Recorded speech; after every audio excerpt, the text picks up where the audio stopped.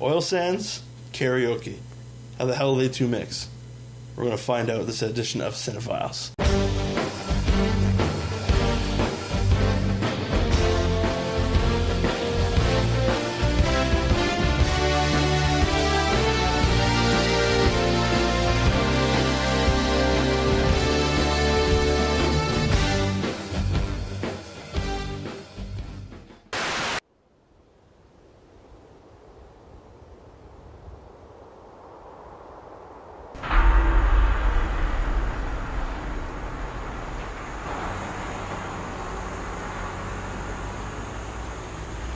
Good morning, Fort McMurray. It's going to be a great day today. Great news for people that have been coming up to Bailey's Pub Karaoke for the last few Thursdays. About to get a whole lot more interesting. We've got a karaoke contest kicking off this week. Sweet home Alabama, where the skies are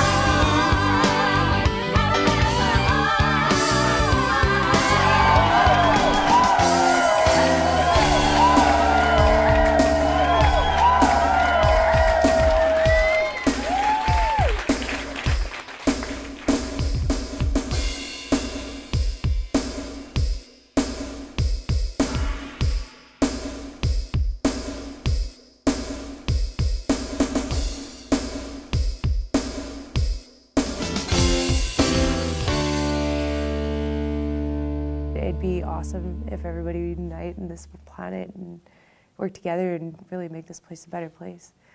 But a lot of what they do say about Fort McMurray, the oil sands, is bullshit. Don't wanna live by myself anymore.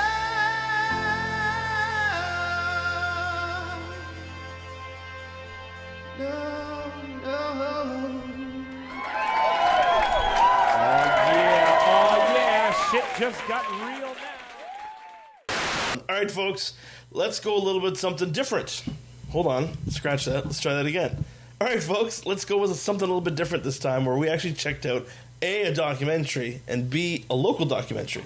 Indie film at its finest in Fort McMurray. Would you call Now that for indie film? something completely different. Yes. Absolutely. Okay, so let's move on. There was a moment in the trailer, I didn't actually see it in the credits, rather, that Ashley told me about, that was like, please buy this film instead of pirating it, because the people that made it don't make nearly as much as you probably Well, think the they do. production Oh, company, really? I believe it's his production company, the directors that's doing it, so it is It was independent. Charles Charles- Bukowski. Yeah. Wilkinson. So in case you Did I guys fuck it up? haven't noticed, in case our viewers are like, what the fuck are they talking about? My apologies. made up a last name. We are talking about the documentary Oilsands Karaoke that actually premiered last week here in the great city of Fort McMurray. Yes, and it was filmed last fall in Fort McMurray. We heard Beautiful. about it because Beautiful there time was, of year to take a look at Fort there was a McMurray. few people that was mentioning it that, hey, everyone, come down to Bailey's and do some karaoke because we're filming a movie. Yep. And everyone's like, huh?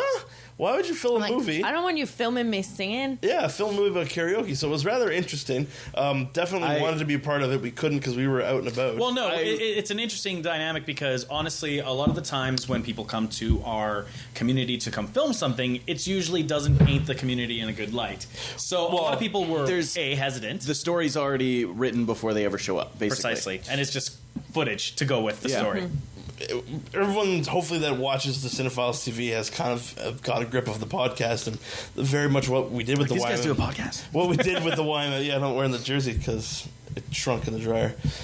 Got to change the dryer out. Basically, You've got to change the dryer out. yeah, it shrinks all That's my what clothes. you're going with. All my clothes keep shrinking. Been shrinking my clothes since I was like fucking 10. I gotta get rid of the dryer.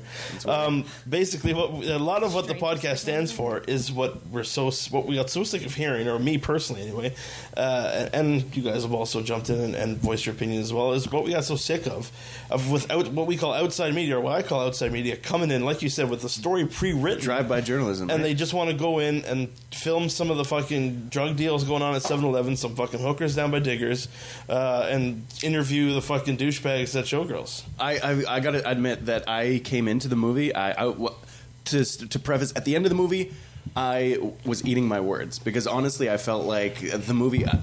I was worried. I think because of that fact, so scrutinizing at the onset, because I feel like it was just going to be another look at the document, or like the oil sands. The poster kind of gave different clues to me away. Like there's the characters that you meet, and by characters I mean the real people that are within, and the stories that they tell. But then the backdrop is the oil sands, and I knew they were filming some of this karaoke business. It's in the title. It makes sense. It's a competition. Thought it was a front I screen, really thought that it was the focus was going to be on the actual mines and on just the same old. And even in the booklet, right inside here, I was reading a note from some of the production where they said that when they went to Hot Docs to pitch this film, before it was ever made, they were in a long line of thousands of filmmakers from across Canada, across North America. I read that too. Yeah, and they went up and they said they wanted to make a movie about the oil sands, and they literally got they've got a 30-second window to make this impression, pitch, and otherwise it's next because there's more in line, right? And they said that, and they basically got it. Oh no, we don't want to do another green piece, another left side, another oil sands piece, another drive, blah blah blah. Yeah. We've seen it. I think, and it even said in there, I think both sides of the argument, for and against the oil sands, are just tired of that. That's an old story. And they said, wait, we want to make a movie about oil sands and karaoke. And they wait. Okay, tell us more.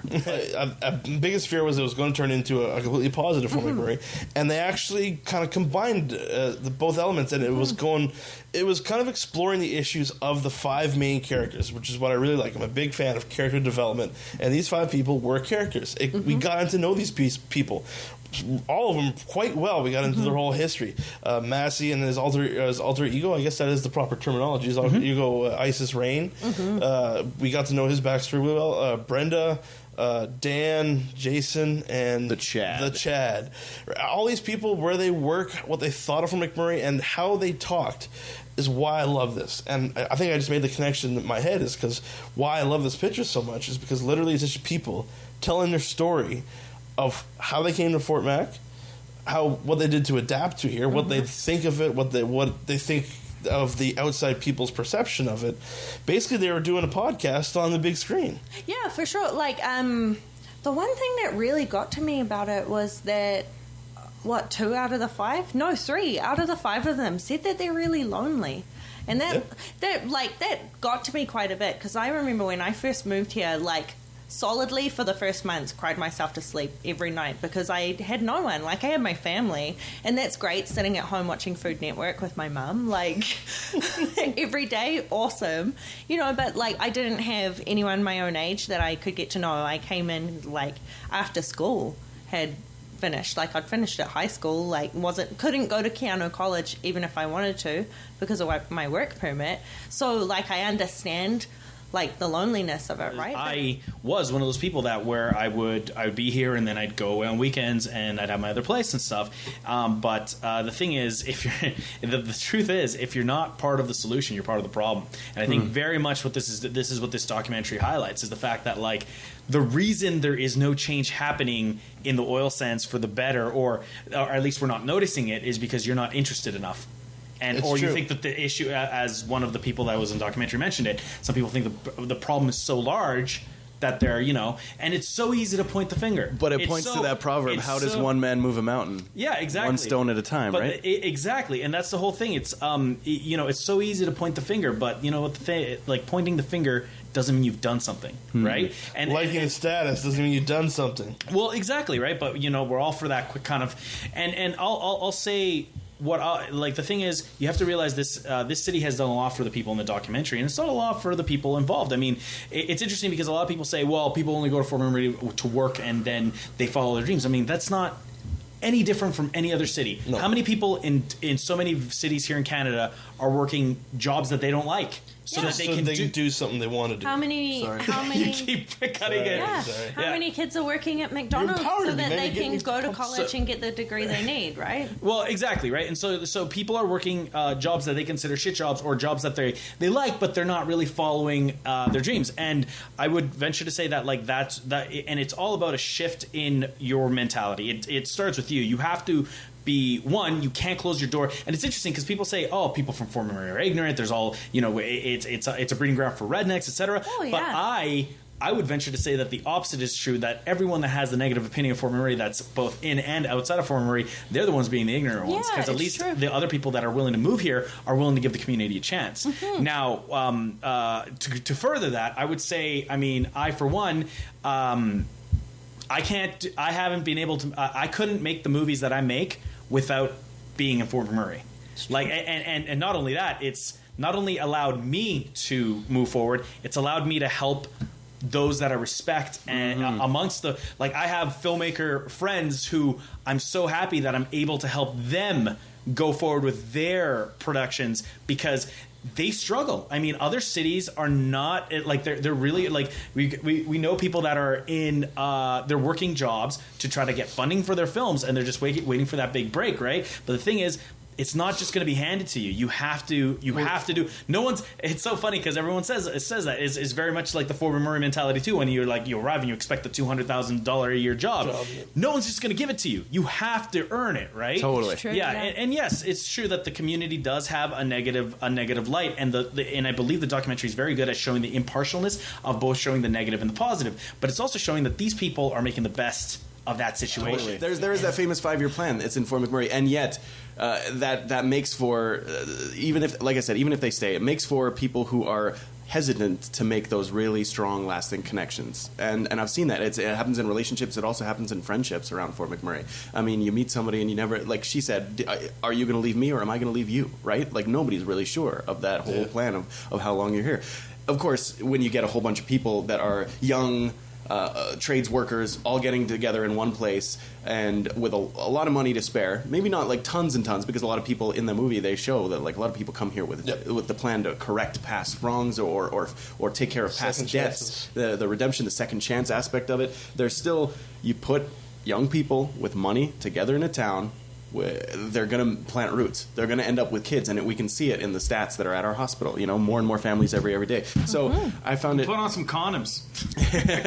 Well, we're record breaking.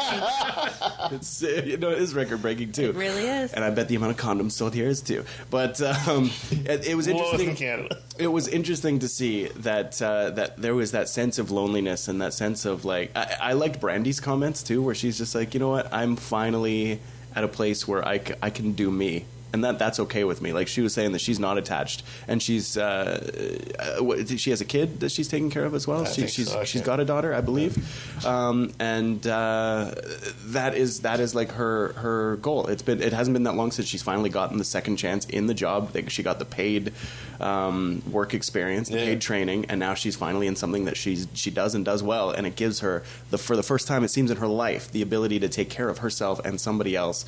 And she loves that. She doesn't feel greedy about maybe taking the next step. I think some of the other people that we got to see, Jason and Dan, like it seems that they're at a point where like they've been burned in the past by love, and they're cool as well, just kind of doing their own thing and making up for those past wrongs and being able to like experience their life in a new way. It was great to see the opportunities that the oil sands provide. Thanks for watching this special edition of Cinefiles. If you like the video, make sure you like it with that little like icon there. And check out the full podcast. Like I said, we got some pirated Q&A with the filmmakers, which is some really good discussion, and you get to hear some questions that we all asked them too. Check out the podcast, ymmpodcast.com. You could also catch us online, the Facebook page, easy to find, just fb.com/YMMpodcast. Probably spell out the whole thing. As well, twitter.com/YMMpodcast. And you can get in touch with us. And I'd love it if you guys did, especially on this one, because not only is it a movie, but it's a movie right about Fort McMurray, repping the YMM Podcast. So send us a line with your comments at show@YMMpodcast.com.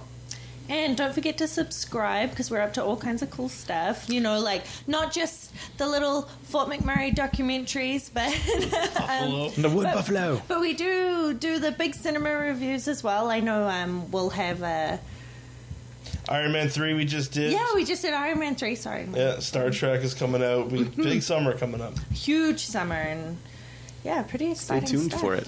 Indeed. So for this episode of Cinefiles TV, I'm Dodsky. I'm Tito. I'm Ishcake. I'm Steve. We'll see you next set.